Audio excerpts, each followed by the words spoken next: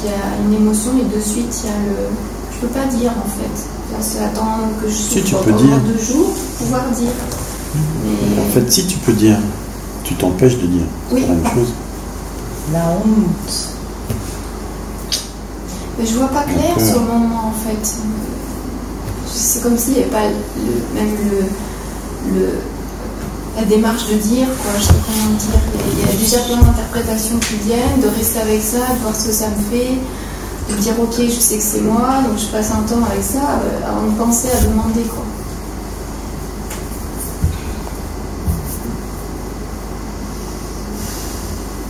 C'est trop dans la tête, c'est pas assez, c'est pas assez de réaction immédiate.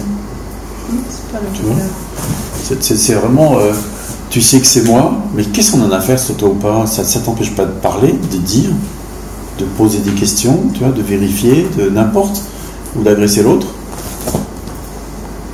C'est pas grave.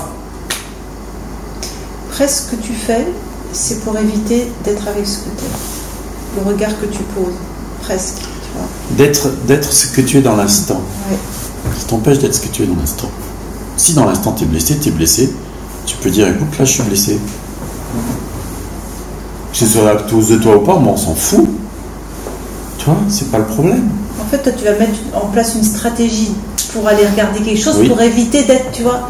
Pour éviter d'être en contact en fait. C'est pas du tout le regard, c'est une fuite quelque part.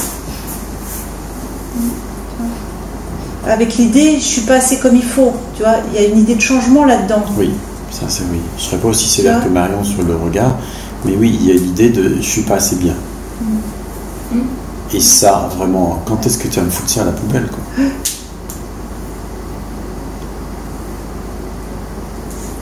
Pauvre de moi.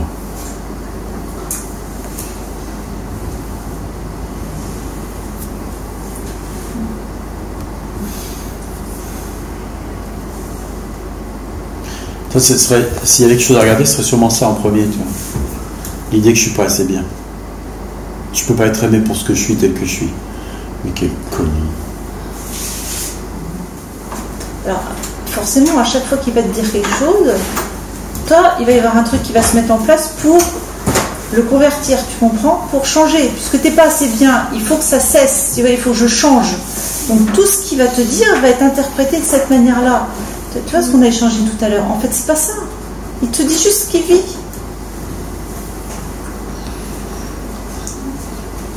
Puis quand bien même, il dirait des choses pour que tu changes, c'est son problème, c'est pas le tien. Non,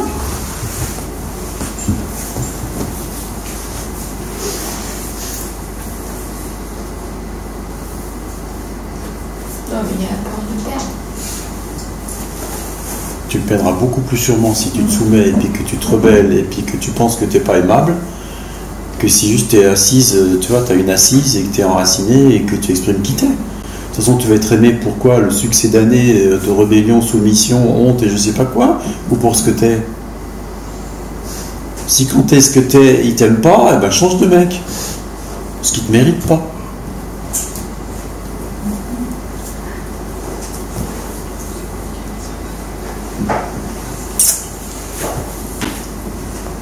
Tu fais un bisou. Il y a des échos dans la salle.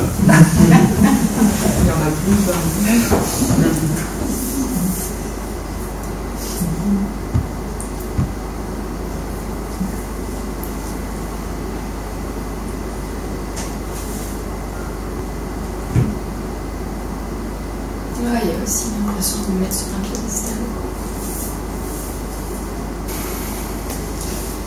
Ça, c'est le lit de la soumission aux rébellion. Tu mets l'autre sur un piédestal. C'est fini. Tu n'as plus aucune chance d'avoir une vraie relation avec lui.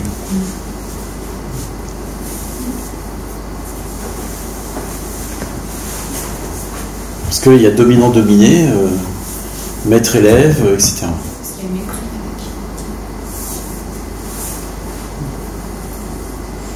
avec. Mépris? Oui, je peux me mépriser par moment, je sens ça aussi. Ah, ça c'est intéressant. Donc il y a quand même une petite once de colère quelque part. Tiens, ça c'est intéressant, j'aime bien ça.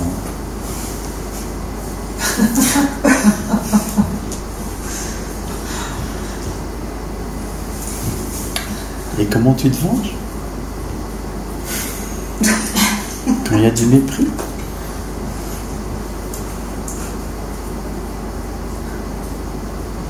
Je sais pas si je me venge, mais en tout cas, il y a des endroits où je ne me laisse pas faire. Ouais. Aussi dans la rébellion.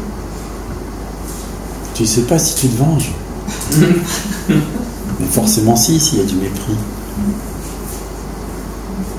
T'as le droit de te venger. Oui, il y a une façon de ne pas se donner, en fait. Il y a un truc où il y a un truc, je sens bien que je ne donnerai jamais, quoi.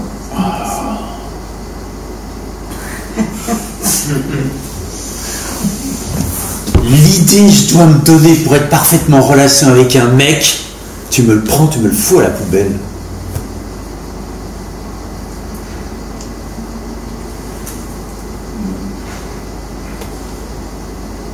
Si je me donne pas complètement, c'est que je suis pas vraiment en relation avec lui. Mais c'est de la construction mentale. Il y a don, il n'y a pas don. Mais tu vois, le mélange de plein de trucs comme ça, de conditionnement, pour être aimé, il faut que je me donne. Pour être aimé, il faut que je sois gentil, il faut que je sois parfaite, il ne faut pas que je sois comme ci, mais comme ça.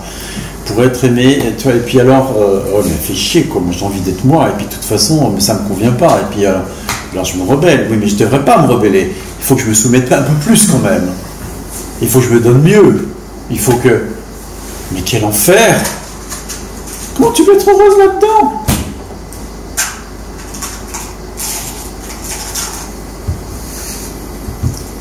Puis tu te rends compte, je suis pas bien, ça crée des tensions, mais il faut que je sois détendu. À chaque fois, on a rajouté une couche, on a rajouté une couche, on a rajouté... Comment voulez-vous être bien? C'est pas possible. La vraie question, toi, quand je dis tout ça, c'est mais qu'est-ce que tu vas en faire? Qu'est-ce que tu veux en faire? Tu veux continuer comme ça? Ou tu veux que ça change? Et qu'est-ce que tu es prêt à faire pour que ça change? En fait, elle est là, la vraie question. C'est qu'est-ce que vous êtes prêt à faire pour être ce que vous êtes sans phare? Au naturel, quoi. La nature naturante de l'organisme intel. C'est quoi? C'est comment? C'est pas comment régler mon problème, comment faire pour ne pas ci ou pour ça. C'est qu'est-ce que je suis en réalité. Ok, il y a tout ça qui se joue, mais moi, c'est quoi, moi?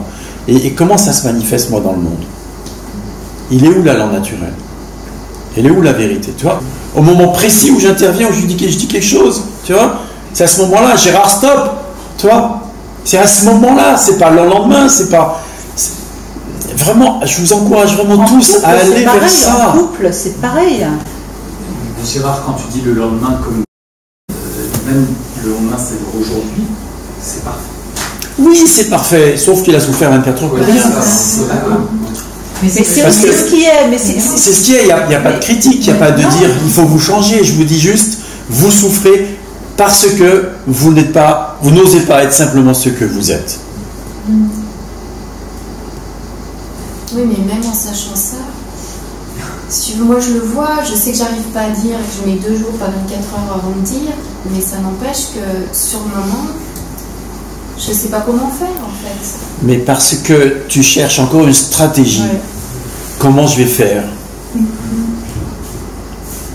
Au lieu de simplement être ce que tu es. Oui, en même temps, c'est passé comme ça, mais au moment précis où il se passe un truc, il n'y a pas à essayer d'en faire quelque chose, à essayer de dealer avec, je ne sais pas comment on dit en français, de le gérer, tu vois. Il y a juste à dire ce qui se passe. Oui, mais j'entends bien, mais ça se fait pas. C'est-à-dire que je ne le vois pas sur le moment. Tu vois, c'est qu'après, d'être mal, que je me dis... Tu vois pas que tu es mal tout de suite? Tu le sens pas tout de suite que tu es mal? En tout cas, c'est... Je sais pas, ça s'enclenche pas dans le fait de le dire de suite. Pas tout le temps, en tout cas. Non, après, on n'est pas obligé de toujours dire tout de suite. Mais est-ce que tu ressens que tu as un malaise, qu'il y a un malaise ou pas? Oui. Mais c'est qu'est-ce que t'en fais? Et ben, dans un premier temps, je prends le temps de le sentir et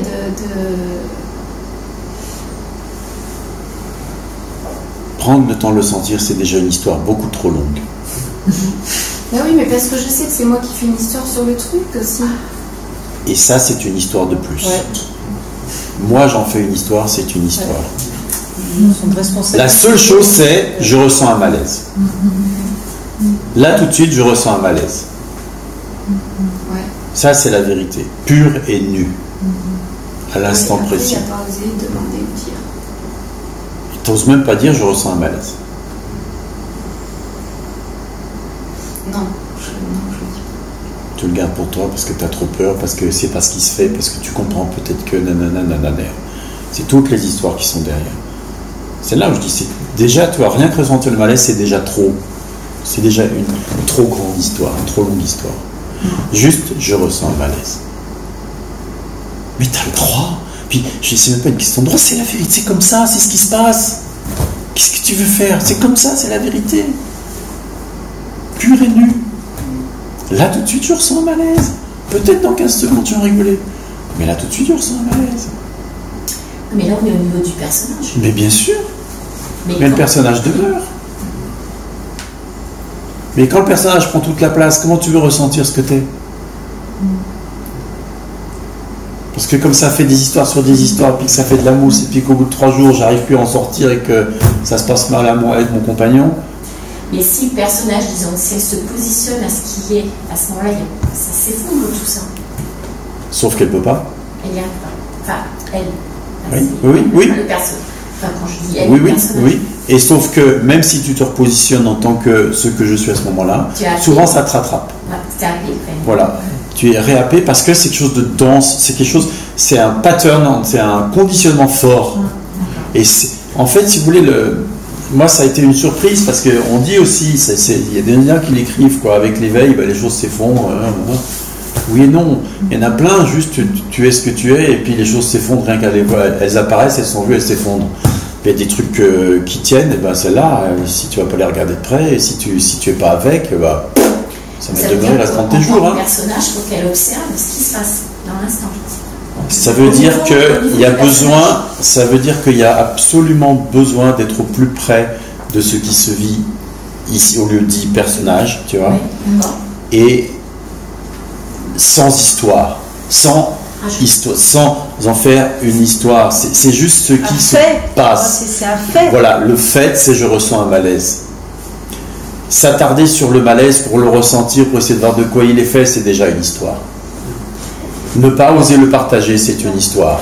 Avoir peur que l'autre m'aime plus parce que je ressens un malaise quand il me parle, c'est une histoire. Parce que le fait de le partager, il y aura une réponse de l'autre personne, enfin de l'autre personnage. T'en sais rien, peut-être, peut-être pas. De toute façon, quelque part, c'est même pas le souci, tu vois. Il y a un malaise, l'acceptation, elle est là. En fait, c'est ça. Mais le fait de partager avec l'autre. Mais après, ça vient ou pas. Mais ça vient ou pas après. Mais si tu veux, c'est presque pas le problème. Simplement, là où on est au plus près de ce qu'on appelle l'acceptation profonde. Le simple fait de dire là, il y a un malaise, c'est l'acceptation. Voilà. Et alors, l'autre, il réagit ou il réagit pas. Peut-être il réagit pas, ça me fout en colère. Peut-être il réagit, puis il réagit mal, puis ça me fout en colère. Peut-être il réagit bien, il me dit excuse-moi ma chérie. Si ou même peut-être il dit excuse-moi chérie, puis tu as juste envie de lui retourner une parce que c'est parce que tu attends de lui. Tu n'en sais rien ce qui va se passer.